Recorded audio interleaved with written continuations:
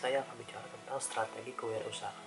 Kewirausahaan merupakan cara berinovasi secara kreatif sehingga menghasilkan sesuatu yang bermanfaat bagi orang lain. Dalam melakukan strategi kewirausahaan, kita perlu mempertimbangkan beberapa hal, misalkan perencanaan. Perencanaan ini berfungsi untuk melihat apa yang akan kita capai nih kira-kira dalam berwirausaha ini, serta ini jadi indikator saat kita membutuhkan dana dari pihak lain. Pihak luar tuh perlu melihat seperti apa yang akan kita lakukan. Terus juga dalam perencanaan ini kita akan melihat deskripsi bisnis apa yang akan kita jalankan, bentuknya seperti apa, layoutnya seperti apa, barang seperti apa. Terus juga kita perlu memperkirakan lingkungan ini seperti lingkungan ekonomi, industri, dan global.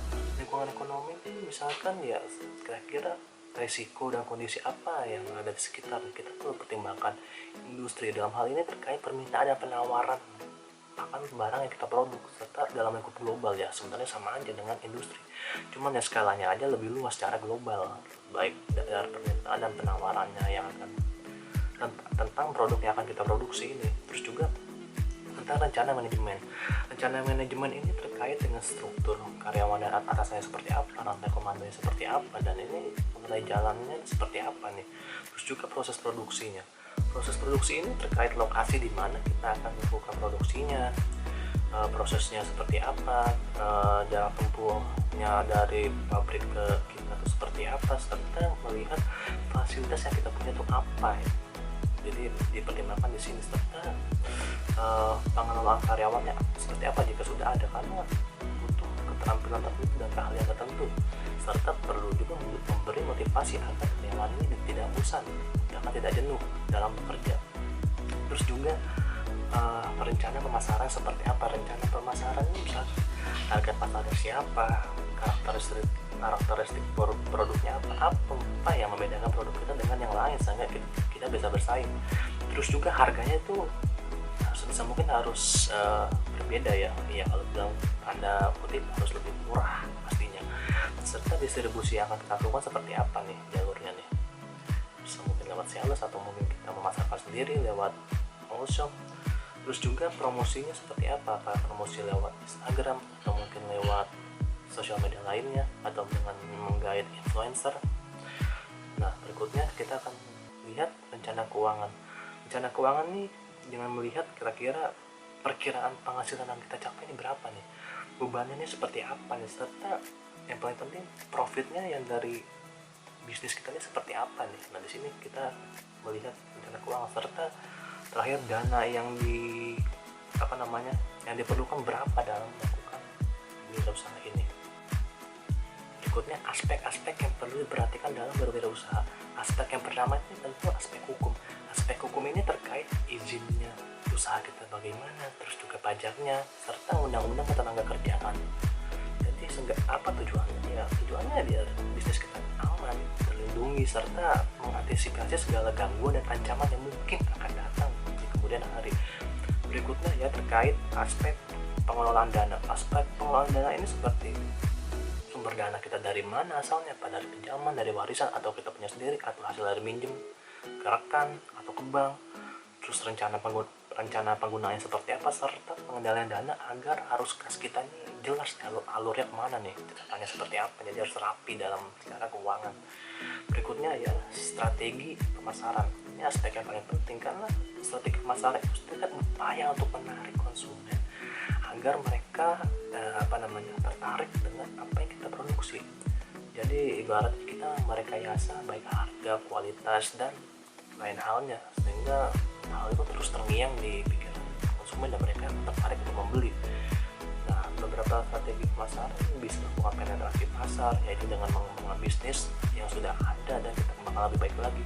Terus juga bisa dengan mengembangkan pasar, ya dalam hal ini ya kita perlu menganalisis dulu pasarnya seperti apa, mengukur, lalu melihat meningkatkan produktivitasnya kita sehingga mendapatkan profit yang lebih baik lagi. Yang berikutnya ya kita melakukan mengembangkan produk. Dalam hal ini bisa dengan menurunkan biayanya sehingga bisa lebih murah, namun dengan tentu dengan mengorbankan bahan bakunya. Bahan bakunya juga harus lebih murah dong dalam jika ingin menurunkan biaya kan. Terus juga menampilkan ciri khasnya apa yang membedakan produk kita berbeda dengan yang lain, serta gayanya seperti apa. Dan jika perlu, jika ada produk yang mungkin kurang laku, kita bisa melakukan eliminasi produk. Ya jangan diproduksi lagi kalau tidak laku, buat apa kan, menjadi beban aja nanti, akan menghasilkan kerugian. Strategi berikutnya kita melakukan ialah segmentasi pasar. Segmentasi pasar ini ialah penentuan kira-kira siapa yang akan merespon barang dan jasa kita nih. Segmentasi pasar baik secara homogen, tersebar, atau kelompok. Homogen ya dalam arti sama semua yang beli itu produk kita.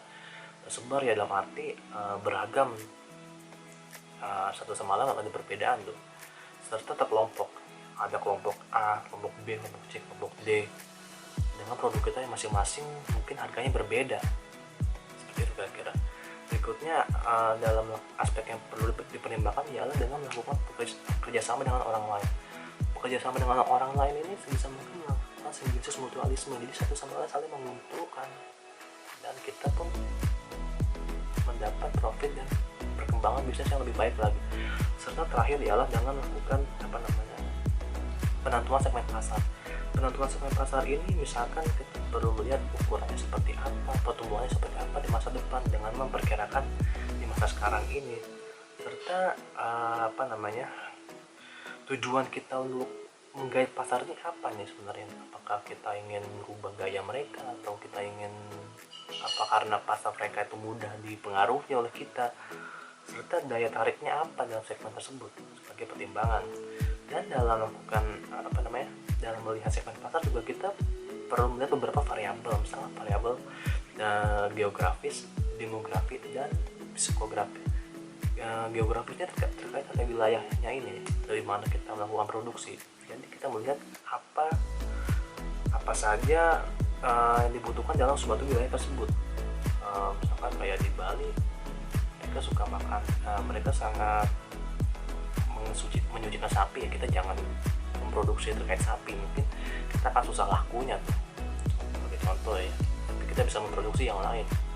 Terus juga terkait demografi atau kependudukan. Jadi demografi ini ya misalkan umurnya siapa aja, agamanya, serta pendidikannya seperti apa yang akan kita hasilkan. Kan dengan data ini kita akan jelas pasar kita itu siapa sebenarnya. Serta yang berikutnya psikografisnya terkait psikologi ini seperti apa yang akan kita beli, yang akan membeli barang kita, dan juga kelas sosialnya seperti apa nih. Jadi kita bisa tahu kemampuan mereka seperti apa dalam menjangkau produk kita, serta kepribadian mereka tuh kira-kira seperti apa nih. Jadi dengan kepribadian mereka kita bisa tahu bagaimana cara mereka menentukan apa yang akan mereka butuhkan saat melihat produk kita, gitu kira-kira.